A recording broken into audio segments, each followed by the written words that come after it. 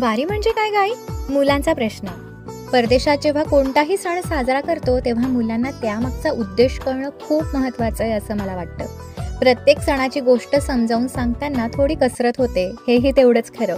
परंतु मुलं जेव्हा खरोखर त्याचा आनंद घेऊन मनापासून मग सगळं करतात ना, तेव्हा एक आई म्हणून मला खूप अभिमान वाटतो. ख्रिसमस हॅलोवीन साजरा होणाऱ्या देशात आपल्या मुलांची वारी काढण्याचा हा माझा छोटासा प्रयत्न. आषाढी एकादशीच्या दिवशी देव झोपी जातो असा समज आहे, म्हणूनच तिला देवशयनी एकादशी म्हणतात. आता पुढील 4 महिने वेगवेगळी पूजा, व्रत, सण, उत्सव करून भक्त आपल्या देवाला प्रार्थना करतात. या दिवसापासून मग सुरू होतो चातुर्मास आणि पंढरपुरातही मोठी यात्रा भरते. लाखो वारकरी त्यावेळी पंढरपूर येथे विठ्ठलाच्या दर्शनासाठी जमा होतात. विठ्ठल नामाच्या गजराने अवघी पंढरी दुमदुमून जाते. महाराष्ट्रात या दिवशी घरोघरी उपवास आणि विठ्ठलाची पूजा सुद्धा होते. या एकादशीचे हे व्यापक रूप बघता महाएकादशी हे नाव सार्थ ठरते.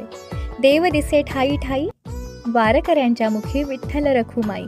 भक्तीला ह्या आला हो आनंदाचा पूर, चालला नामाचा गजर, अवघे घरचे पंढरपूर, अवघे घरचे पंढरपूर.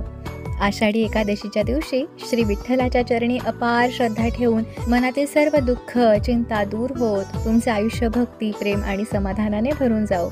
जय विठ्ठल विठ्ठल, पंढरीनाथ महाराज की जय. आणि देवशयनी एकादशीच्या तुम्हाला मनापासून शुभेच्छा.